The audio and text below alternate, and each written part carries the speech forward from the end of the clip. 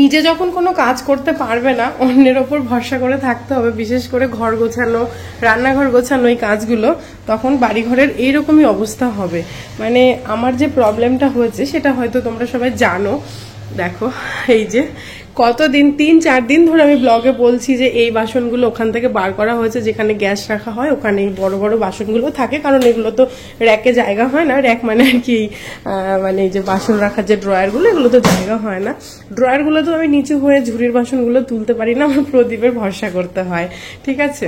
মানে প্রদীপকে প্রতিদিন বলি যে আমাকে ড্রয়ারে বাসনগুলো তুলে দাও, তো তুলে দেয়, আবার জমা হয়, ধরো দুবার করে বাসন ধোয়া হয়।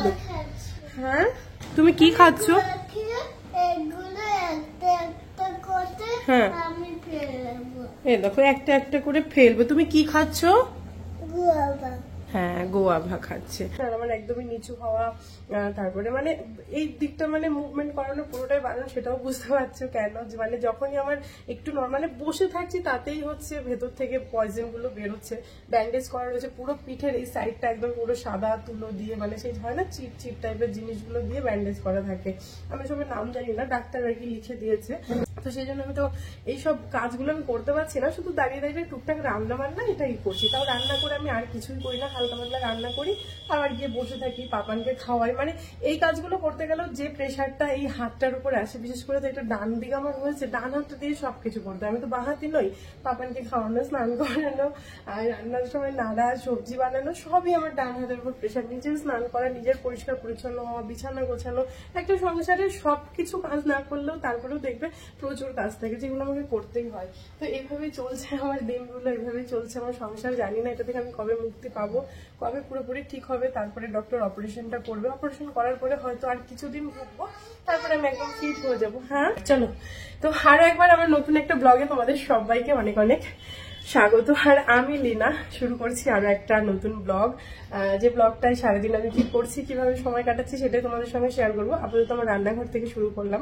আর সকালবেলায় যেটা করেছি ছিল এই যে খাওয়া দাওয়া হয়েছে, তো তার বাসন রয়েছে, কারণ এগুলো কমলা বাসন ধুয়ে যাওয়ার পরে আবার এঁঠো হয়েছে, তো এগুলো আবার বিকেলেও ধোবে। আর এখানে আমি দেখো চাল ধোয়ার জন্য নিয়েছি, তাই ভাবলাম চলো আজকের দিনে তো ব্লগটা শুরু করিনি, ব্লগটা আগে শুরু করে নিই, দুপুরে ধোয়াধুয়ি করি, রান্না বান্না একটু শেয়ার করবো তোমাদের সঙ্গে। আর এইদিকে শ্বশুরমশাই মানে বাবা নিয়ে এসছে হচ্ছে দেশি মুরগির ডিম, গ্রাম থেকে ডিম বসিয়ে দিয়েছি সেদ্ধ। রান্না বান্না কি হবে জানি না। আর বাড়ি থেকে এই সকালবেলায় নেওয়া হয়েছে দেখো সর্ষে শাক, ওই মাসি দিতে এসেছিল, তো সেই সর্ষে শাক নেওয়া হয়েছে, যেটা আমার খুব ফেভারিট। সর্ষে শাকটা তো হচ্ছেই ভাজা, তার সঙ্গে হচ্ছে ডিমের ঝোল। আর কি করব চলো দেখা যাক। আগে তো চালটা ধুয়ে নিই খুব ভালো করে।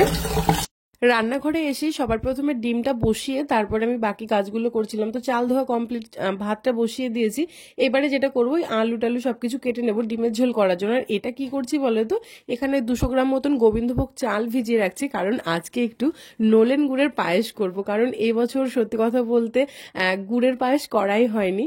প্রত্যেক বছর এই এত দিনের মধ্যে না গুড়ের পায়েস, কত রকমের পিঠে যে আমার করা হয়ে যায়, তার রেসিপিও হয়তো তোমাদের দেওয়া হয়ে যেত, কিন্তু বুঝতেই পারছো যে এই বছর কেন করা হয়নি। আমার নিজেরই খারাপ লাগছে যে একটুখানি ওদেরকে করে দিতে পারলাম না। আর প্রদীপ এসব খেতে এত ভালোবাসে না, পিঠে পায়েস যে কোনো জিনিস হোক, অ্যাকচুয়ালিও খেতে প্রচন্ড ভালোবাসে।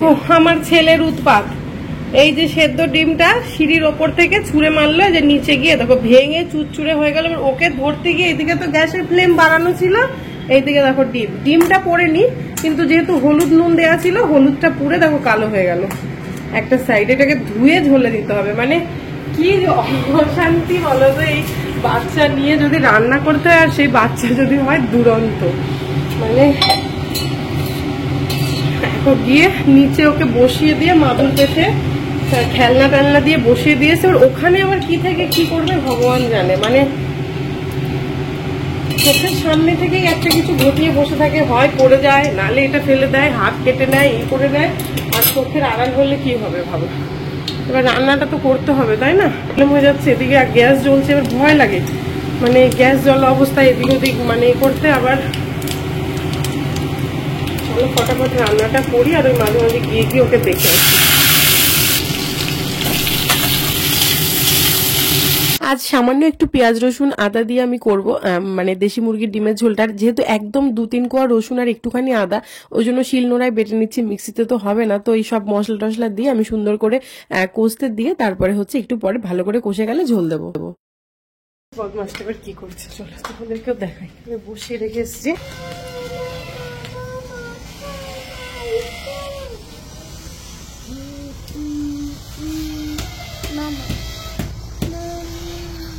কি করছো তুমি? আমি ডিম নিয়ে খেলবো। আবার আবার খেলবে ডিম নিয়ে? আমি খেলবো না, খেলনা নিয়ে খেলি। হ্যাঁ খেলনা নিয়ে খেলতে হয়, কাজের জিনিস নিয়ে আর খেলবে? আর খেলবে? মামাম কোথায় মেরেছে তোমাকে? কোথায় মেরেছে দেখাও, দেখাও কোথায় মেরেছে। হাতে মেরেছে তো? আর খেলবে না তো কাজের জিনিস নিয়ে? সবসময় খেলনা নিয়ে খেলতে হয়, ঠিক আছে? এই যে সব খেলনা নিয়ে খেলো, তোমাকে কিচ্ছু বলবো না। এখানে শুয়ে শুয়ে রোদে শুয়ে শুয়ে খেলা করো, ঠিক আছে? তুমি তো গুড বয়। মামাম রান্না করে আসুক। হ্যাঁ কি ডাকছে? কোকিল নয়, বলো কোকিল।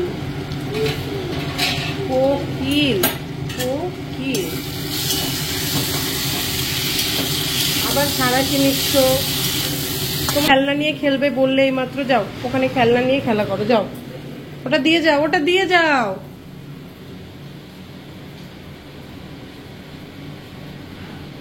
বদমাশিটা ঠিক করতেই হবে ওকে।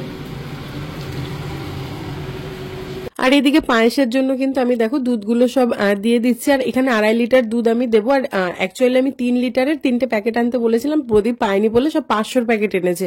তো আমি 1 লিটার আর কি, সরি 500 দুধ আমি রেখে দিচ্ছি। 2.5 লিটার মতন দেবো লিকুইড দুধ, আর এখানে দেবো হচ্ছে 100 গ্রাম মতন গুঁড়ো আমল দুধ। তাহলে কি হবে, দুধটা ভীষণ সুন্দর ঘন হয়, একটা ক্ষীর ক্ষীর ব্যাপার আসে পায়েসটার মধ্যে। প্লেন পাতলা দুধটা দিয়ে করলে না অতটা ভালো হয় না পায়েসটা। আর এখানে দেখো আমি সুন্দর করে মশলাটা একদম শুকনো করে কষিয়ে নিয়েছিলাম, পেঁয়াজ রসুনের জন্য একদমই কাঁচা গন্ধ না থাকে, তারপরে ঝোল দিয়ে দিলাম। আর আমি এখানে শুকনো লঙ্কার গুঁড়ো, কাশ্মীরি লঙ্কার গুঁড়ো কিছুই দেইনি, সেটা ঝোলটা দেখেই তোমরা বুঝতে পারছো, একদম প্লেন কাঁচা লঙ্কার ঝোল, মানে একদমই প্লেন করেছি ডিমের ঝোলটা। কিন্তু খেতে খুব ভালো হয়েছিল, কারণ শুকনো লঙ্কা ডেলি খাওয়া তো একটুখানি চাপের ব্যাপার। তো দুধটা ভালো করে জাল হয়ে গেলে চালটা দিয়ে দিয়েছিলাম, চালটা তো আগেই ভিজিয়ে রেখেছিলাম। তারপরে দিলাম, যখন চালটা ফুটে গেছে, এই যে গুড় পরিমাণ মতন, এই যে একদম পিওর খেজুরের গুড় যেটা হয়, সেই লাল গুড়টা দিলাম। তারপরে মনে হলো যে একটু চলো সাদা গুড়টাও দিই, কারণ সাদা গুড়ের ভেতরে যে ফ্লেভারটা আছে না, একদম পুরো খেজুরের রসের ফ্লেভারটা ভীষণ ভালোভাবে পাওয়া যায়। তো পায়েসটার মধ্যে সুন্দরভাবে খেজুরের গুড়ের যে একটা ফ্লেভার, সেটা ভীষণ ভালোভাবে আসবে। সত্যিই ভালো হয়েছিল পায়েসটা খেতে। আর এদিকে আমার ডিমের ঝোলটা তো হয়েই গেছে, পোড়া ডিমের ঝোল। যাই হোক, আমার খুব হাসি পাচ্ছিল, আর মনে হচ্ছিল যে বাচ্চারা সত্যি কত দুষ্টুমি করে, তাই না?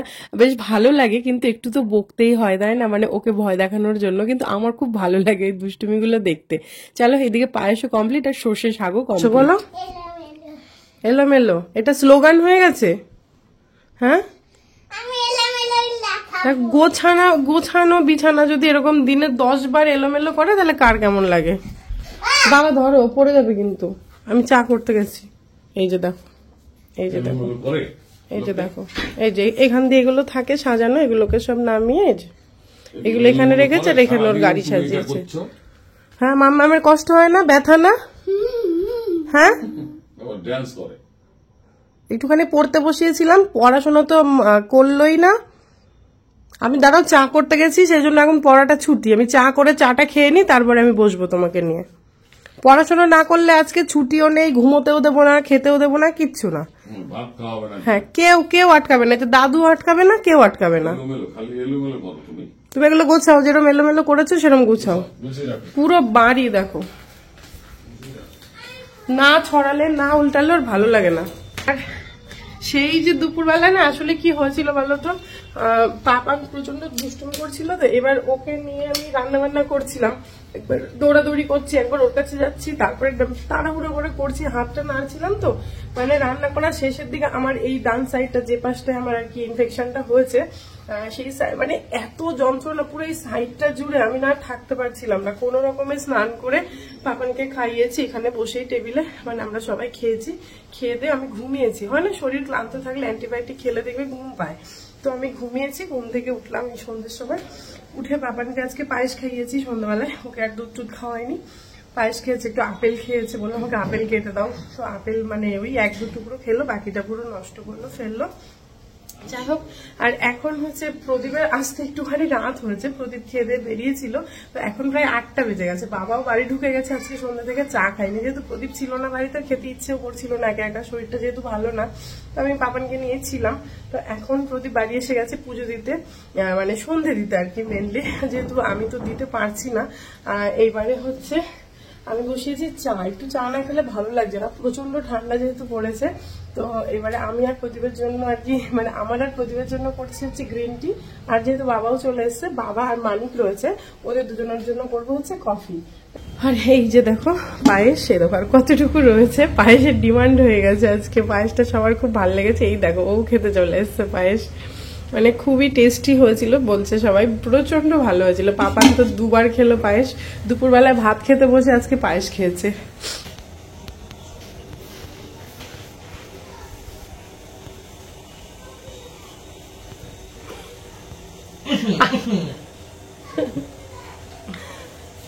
দাদা সন্ধ্যা দিচ্ছে, দাদার পিছন পিছন ভাই ঘুরে ঘুরে বেড়াচ্ছে, মানে তো বলছি সন্ধ্যা দিচ্ছে ঘুরে ঘুরে বেড়াচ্ছে। এত ভাল লাগে এই ধুনোর গন্ধ, দারুণ লাগে।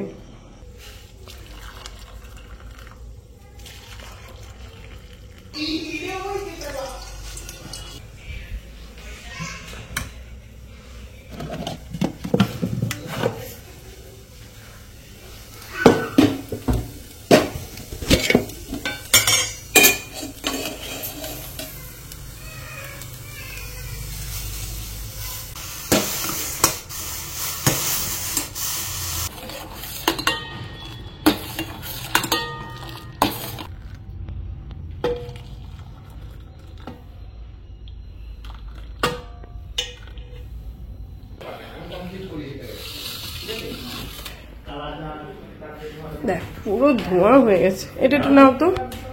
ধোঁয়াটা হেভি লাগে আমার, আমারও ভালো লাগে, ঘরটা বেশ শান্তি শান্তি লাগে, ফ্রেশ লাগে। এই যে বিস্কিট নিয়ে চলে যাই, বাবা না। আমি তখন ভাবছিলাম এই কৌটোর মধ্যে জিনিসটা কি, জিনিসটা এটা বেশি মিয়া আমরের হচ্ছে টি টাইম, ভালো খেতে। বাবা ওই সাইড করে বসো, চা খাচ্ছি, এটা খাও, পাঠিয়ে দেবো তোমাকে। এটা আমি খেয়ে নিলাম। তো চলো চাটা খেয়ে নিই। যে আজকে হচ্ছে প্রদীপ বানাচ্ছে ছোট্টবেলার চাদর,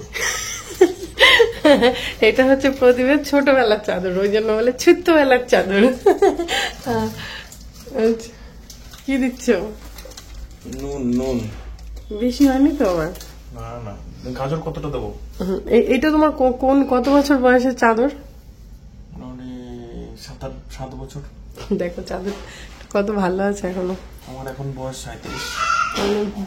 ফিল হয় ভালো, বলো ছোটবেলার জিনিস ইউজ করতে গেলে। চাদর ওইরকমই আছে, এরকমই ছিল। গাজর সবটা দিয়ে দাও। এখন রাত্রেবেলায়, হ্যাঁ রাত্রেবেলায় কি বানাবো খুঁজে পাচ্ছি না, তা বললাম কি একটু গাজরের পরোটায় বানাও, কারণ আমার তো ভালো লাগছে না একদম। রেডি। আর এই খুব ভালো হয়েছে জানো, ভালো আছে। এই যে আমার বর পরোটা রেডি করছে, ওই তেরা বেকা ভারতের ম্যাপ, বাংলাদেশের ম্যাপ, আর কিসের কিসের ম্যাপ, যা ম্যাপই হয় হোক কোনো অসুবিধা নেই, পরোটা হলে যাবে না, ভালোই হচ্ছে। আমি কি আর পাকা রাঁধুনি তোমার মতন? সুন্দর হয়েছে, আমার থেকে ভালো হয়েছে। তোমার থেকে ভালো হয় না, তোমার আটা বেলার থেকে ভালো হয়েছে। বেশি করে ঘি দিয়ে বাজো, আমার ঘি বুঝলে, ঘি আমার এত ভালো লাগে। আমি যখন পুজো দিতে যাই না, প্রদীপে যখন ঘি ঢেলে দিই, আমি আবার একটু করে শুকে নিই। হ্যাঁ, এত ঘিয়ের আমার গন্ধ ভালো লাগে।